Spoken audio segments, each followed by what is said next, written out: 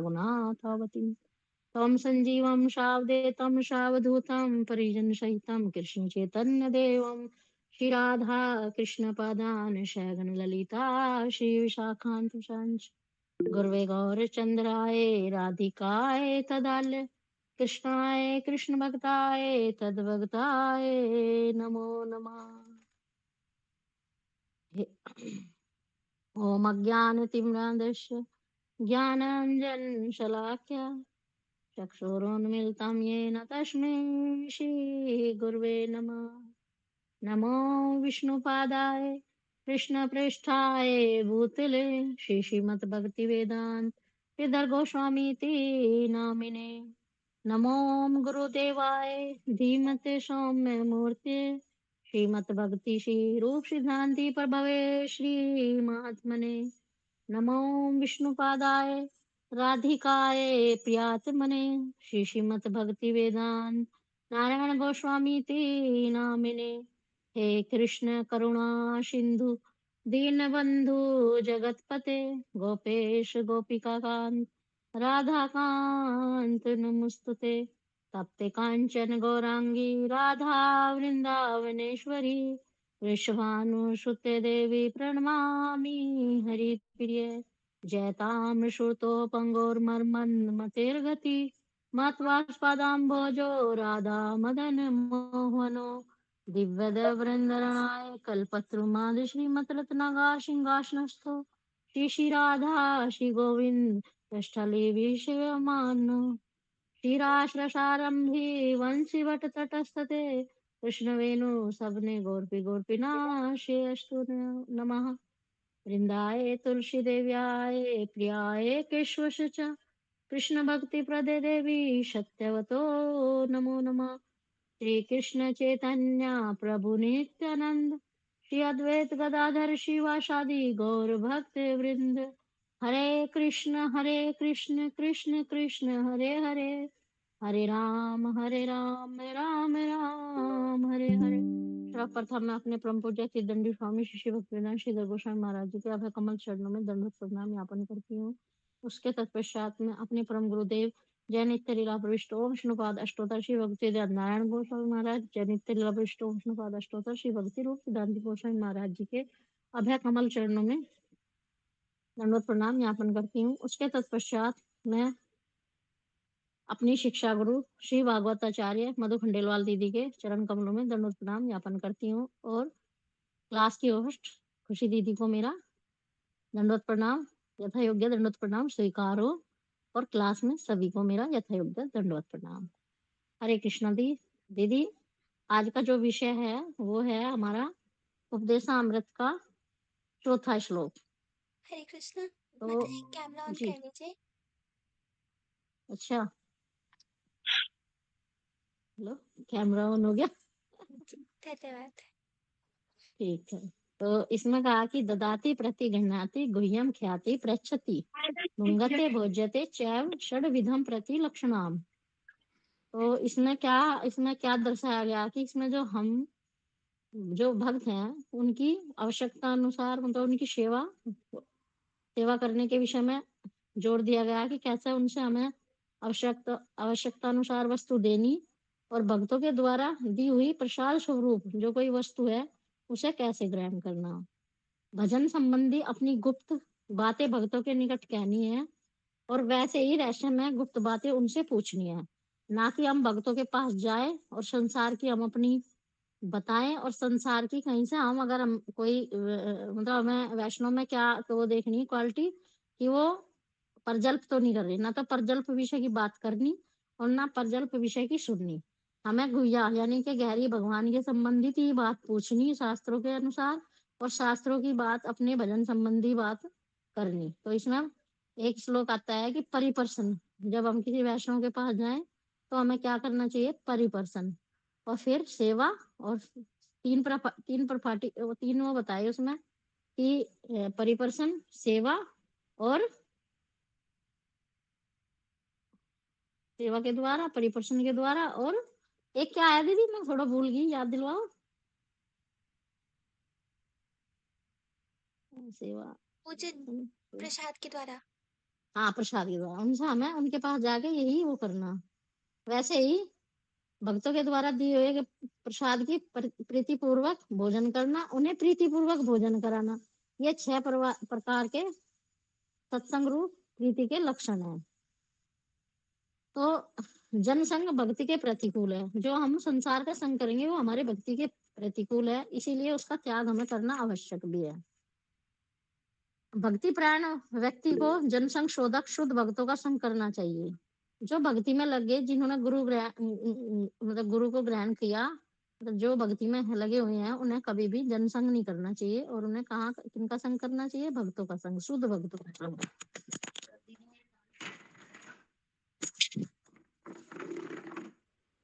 साधु संग। चौथे श्लोक में भक्तों को जिस चीज की आवश्यकता हो उन्हें प्रीतिपूर्वक, आवाज आई दीदी मेरी? हाँ जी, क्लियर है। हाँ हाँ। तो भक्तों को जैसा किसी भी चीज की आवश्यकता है, हमारे भक्त ना 3 प्रकार के हैं। तो भक्त बताए उत्तम, मध्यम और मध्यम और कनिष्ठ। तो हमें ये नहीं सोचना चाहिए कि हमें भक्तों को मतलब देनी है तो वस्तु, उसमें हमें उनकी कैटेगरी देख के नहीं देनी। हमें उनकी आवश्यकता को देखते हुए उन्हें वस्तु देनी है। कभी कभी हमें लगता है कि कोई भक्त है, परेशान है किसी भी चीज को लेकर, तो हमें उसकी हर संभव प्रयास सेवा करनी चाहिए। उन्हें प्रीतिपूर्वक उन चीज़ों को देना, यानी कि प्रेम पूर्वक। वो भी उसमें ये नहीं करना कि बड़ा मतलब एहसास करा के कि तुम मतलब उनकी कमज़ोरी को, उनकी किसी चीज़ को ऐसा एहसास कराए कि इसलिए दे रही। नहीं, प्रीतिपूर्वक देना कि ये भगवान की सेवा के लिए है। अपनी गुप्त बातें भक्तों से कहना। जो हमारे उत्तम भक्त हैं, उनके सामने अपने अनुभव बताना और उनसे उनके अनुभव सुनना। भक्तों के प्रीतिपूर्वक भोजन कराना। समय-समय पर हमें क्या करना चाहिए कि जैसा हमारी द्वादशी है, एकादशी है या वैसे भी कभी मन हो, तो हमें वैष्णव को अपने घर बुलाकर प्रीतिपूर्वक उन्हें भोजन कराना चाहिए। तो ये 6 क्रियाएँ होने पर साधु संग शुद्ध रूप में होता है। साधु संग हमें कब होगा? जब हम हरि गुरु वैष्णव सेवा करेंगे स्वाभाविक रूप से, ना कि मतलब जबरदस्ती। भगवत भक्तों के संग भक्ति का प्रादुर्भाव होता है, यानी कि भक्ति की उन्नति होती है ना, भक्ति का जन्म होता है, वो कहाँ से हुआ है? वो भगवत भक्तों के संग ही हुआ है। और नहीं तो निर्जन में तो पता नहीं होगा, जैसे हमारे जड़ भरत का हुआ। वे जड़ भरत जो थे तपस्या कर रहे थे निर्जन में, अकेले वन में। और उनका तो कौन सी अवस्था में जाकर पतन हुआ? भाव अवस्था में गए। और भाव अवस्था में जाने के बाद उनका पतन हुआ, एक हिरण के बच्चे में आसक्त होने के कारण उनका पतन हुआ। तो इसीलिए क्या बताया हमारे गुरुवर, क्या बताते हैं कि भजन हमें कहाँ करना चाहिए? वैष्णव संग। वैष्णव संग के बिना हम भजन नहीं कर पाएँगे। मोक्ष कामना वाले ज्ञानी कर्म फल भोग की कामना, भोगी या विषयी, अन्य अभिलाषी, अन्य, इन 3 प्रकार के पुरुषों का साथ प्रीति रखने से उनके संग दोष में भक्ति की हानि होती है। हमें किन-किन का संग नहीं करना, इस श्लोक के माध्यम से हमें ये भी समझाया गया कि हमें जो अन्य अभिलाषी हैं, जो बहुत सारी संसार की कामनाएँ रखने वाले हैं, यानी कि जो कर्म फूल का, क्योंकि उनसे हमारे कर्म बनेंगे। और एक ना हमें उनका नहीं संग करना जो योगी योगी हैं, जो मतलब भगवान को वो मानते हैं, भगवान का कोई रूप नहीं मानते, रूप गुण लीला का प्रधानता नहीं देते। तो योगियों और हमें मायावादियों का संग नहीं करना चाहिए कभी भी। और इन लोगों से हमें कोई परामर्श भी नहीं लेना चाहिए। और ना ही इन्हें हमें कोई अपनी वस्तु देनी चाहिए और ना ही इनसे हमें कोई अपनी वस्तु लेनी चाहिए। उनसे कोई दी हुई वस्तु ग्रहण करनी चाहिए और ना ही उन्हें हमें कोई अपनी वस्तु देनी, क्योंकि इससे हमारा अपराध हो जाएगा। अश्रद्धालु व्यक्ति को हरि नाम देना नाम अपराध के अंतर्गत है। अगर कोई भगवान में श्रद्धा नहीं रख रहा, भगवान के नाम में उसकी श्रद्धा नहीं है, और वो उसे हमें बार-बार भगवान के विषय में, उनके विषय में बताना भी हमारा एक नाम अपराध ही हो जाएगा।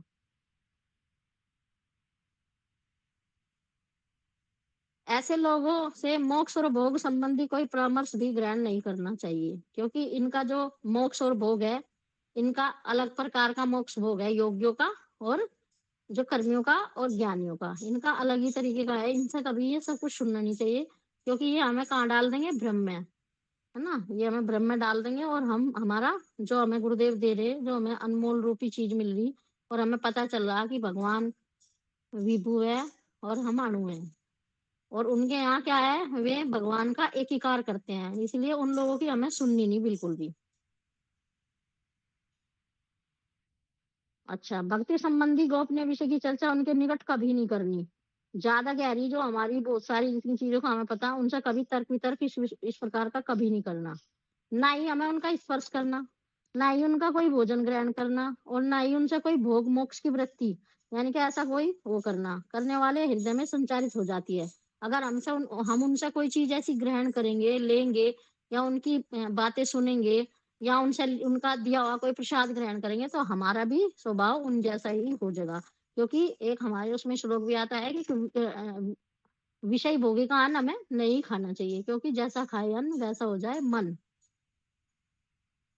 है ना? वो लिखा है, "इस विषयी रन खाइले मलिन है मन, मलिन मन हइले नये कृष्णाय स्मरण।"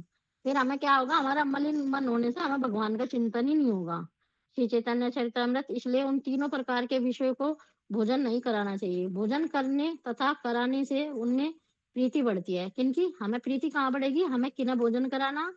जो विषयी लोग हैं, अगर हम उन्हें अपने घर बुलाएँगे बार-बार, तो उनमें हमारा क्या होगा, स्वाभाविक प्रीति हो जाएगी। और प्रीति होने से हमारा मन खराब हो जाएगा। हमारा भजन के प्रति, जो हम वैष्णव सेवा के प्रति लगे हुए हैं, उनके प्रति कहीं न कहीं दोष हो जाएगा। तो इसीलिए गुरुवर्गों ने इस श्लोक में हमें समझाया कि स्वजातीय स्निग्ध भक्तों के साथ परस्पर प्रीति प्रीति द्वारा भक्ति की वृद्धि होती है। हमें किनका संग करना चाहिए? जो सब जातीय हैं, जो वैष्णव हैं, जो सब जातीय, यानी कि जैसा भजन, सब जातीय का अर्थ है कि जैसा हम हैं वैसे ही हमें वैष्णव का संग करना चाहिए। जैसे हमारा वैष्णव संग होगा तो उनके द्वारा हमारी प्रीति होगी, हमें वहाँ से भजन के विषय में गहरी हुई मिलेंगी, तो उससे हमारे भजन की वृद्धि होगी। और विजातीय जनों के साथ आदान-प्रदान करेंगे तो इससे हमारा वो हो जाएगा। हमें हमेशा संग किसका करना चाहिए? सहजातीय का। सब जातीय यानी कि सहजातीय लोगों का, जो जैसे मतलब हमारा है ऐसे ही का ही हमें संग करना चाहिए, जहाँ परजल्पना हो, क्या हमारा क्या होना होना इष्ट गोष्ठी। इष्ट गोष्ठी के द्वारा हमारा भजन भजन की वृद्धि होगी। और श्रवण और कथा जो श्रवण करनी, वो भी हमें उनके द्वारा करनी है, और भोजन भी उन्हें कराना, और प्रीति पूर्वक उन्हें जो क्रियाएँ हैं हमारी वैष्णव संघ में रहकर, वही क्रियाएँ करनी। क्योंकि हमें करना क्या है, जो हमारी औरपंथा हमारी गुरुव्रत करते आए, वैष्णव संप्रदाय में जो चला आया, प्रीति पूर्वक लेना, प्रीति पूर्वक देना, यानी ग्रहण करना और देना। तो इस विषय पे ना हमारे कुछ गुरुवर्गों की कुछ कथाएँ स्मरण हो आई मुझे, जो उनके विषय में थोड़ा मैं बताती हूँ। देखो, एक बार क्या हुआ कि नवद्वीप की परिक्रमा हुई थी। तो नवद्वीप की परिक्रमा में एक बंगाली माता आई हुई थी। तो जो बंगाली माता आई हुई थी, तो उनका ना पर्स गायब हो गया, चोरी हो गया। तो चोरी हुआ तो वे बड़ी परेशान हुई, दुखी हुई। तो उस दिन क्या था, उस दिन गौर पूर्णिमा थी, और क्या होता है, गौर पूर्णिमा के दिन जब हमारी परिक्रमा विश्राम होती है, तो सभी अपने-अपने घर के लिए तैयारी करते हैं। तो माता जी भी तैयारी कर ही रही थी।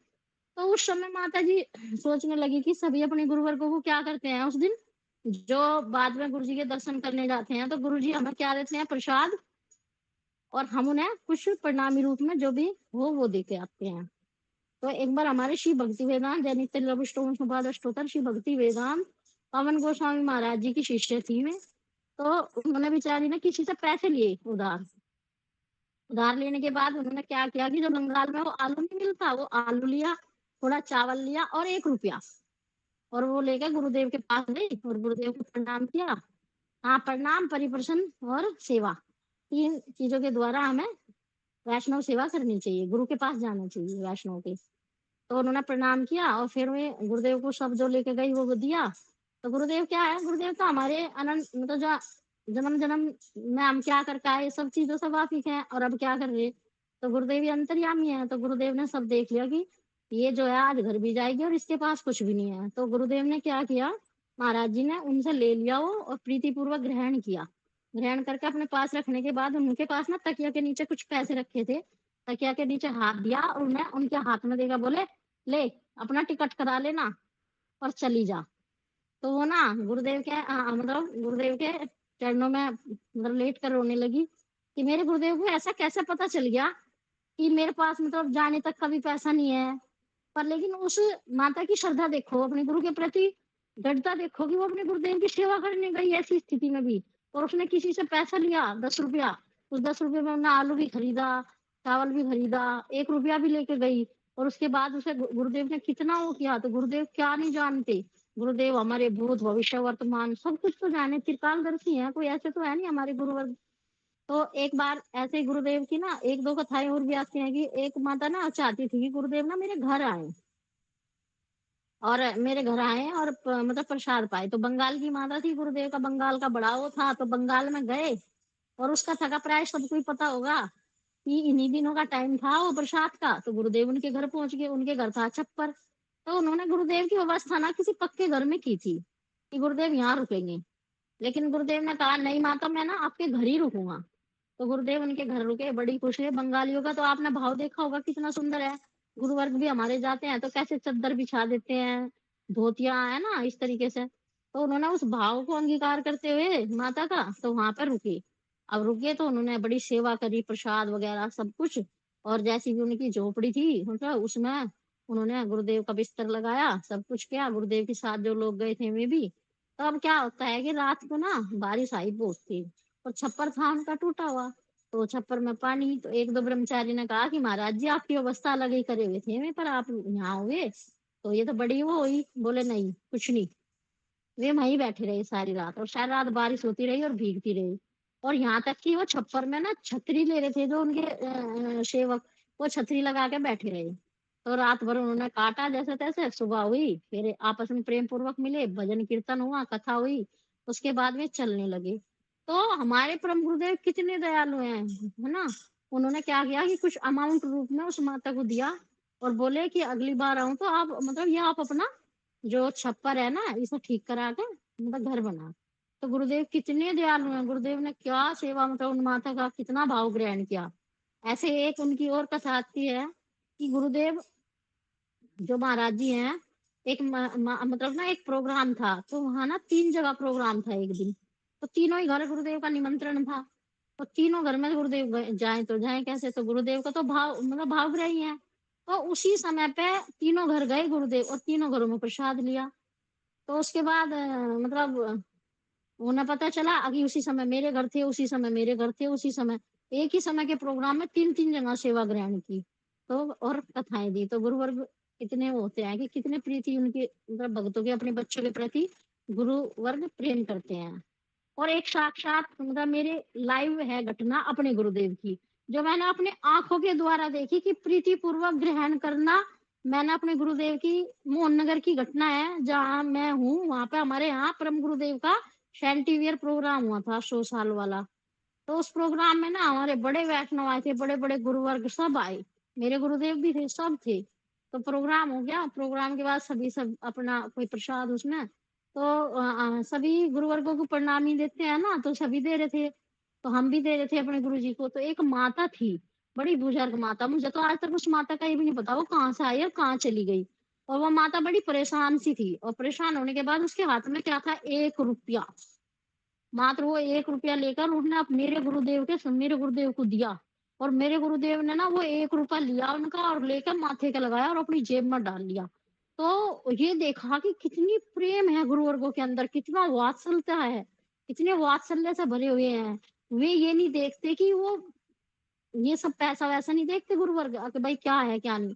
उन्होंने उस माता का भाव ग्रहण किया कि वो माता इतनी भीड़ में इतनी बुजुर्ग होने के बाद भी गुरुजी को कितनी सेवा देन गई। तो इस तरीके से और गुरुवर्ग मैं अपने गुरुवर्ग की ना बहुत सारी ऐसी हैं लाइव। हम ना एक बार जगन्नाथपुरी गए थे। तो जगन्नाथपुरी में ना हम दर्शन कर रहे थे गुरुजी के। हाँ, हम ना जगन्नाथपुरी से वापस आ रहे थे। तो वापस आने के बाद गुरुदेव ने ना हमें ऐसे विदा किया जैसे बेटी को विदा करते हैं। तो गुरुदेव ने एक ना वहाँ बाबा थे वैष्णव, तो उन्हें बोला चल रे इनका सामान रख। तो उनका वो सामान रख ही रहे थे, तो सामान मतलब रख रहे थे तो जब ये गुरुदेव ना मुट्ठी में ना कुछ पैसे ले रहे थे। तो गुरुदेव ने क्या किया मेरे सामने की बात है सभी जब हम ऑटो में बैठ गए, तो गुरुदेव ने जो पैसे अपने हाथ में पकड़े हुए थे ना और जो ये बाबा थे, उनके हाथ में ना चुप रख दिए, है ना? और गुरुदेव ना कितनी और ऐसे ही मैं यहाँ पे भी देखती हूँ कि गुरुदेव हमारे यहाँ गुरु पूर्णिमा के प्रोग्राम में आए और मैंने गुरुदेव को लिफाफा दिया। गुरुदेव ने वो लिफाफा लिया और लेने के बाद तुरंत हमारे एक प्रभु जी हैं उनके हाथ में दे दिया। राजकुमार प्रभु जी हैं उन्हें दे दिया कि लो। तो हमारे गुरुवर कितने प्रेम पूर्वक वैष्णव सेवा करते हैं। गुरुदेव से ही सीखनी चाहिए कि वैष्णव सेवा क्या है। हमारे गुरुवर प्रसाद, अभी जो हमारे रूप गोस्वामी जी की तिथि आएगी, उसमें गुरुदेव अपने हाथ से परिवेशन करते हैं वैष्णव को, और जब हम सब आते हैं तो सबको कहते हैं मिल के जाना, और हमारे लिए कुछ ना कुछ मीठा, कुछ ना कुछ हमारे लिए बनवा के रखते हैं स्पेशल, और वो हमें चलते टाइम देते हैं। तो ये वैष्णव वैष्णव सेवा की परिपाटी है। तो मैं बस इतना ही कह के अपनी वाणी को विराम दे रही। हरे कृष्ण दीदी, दंडवत प्रणाम।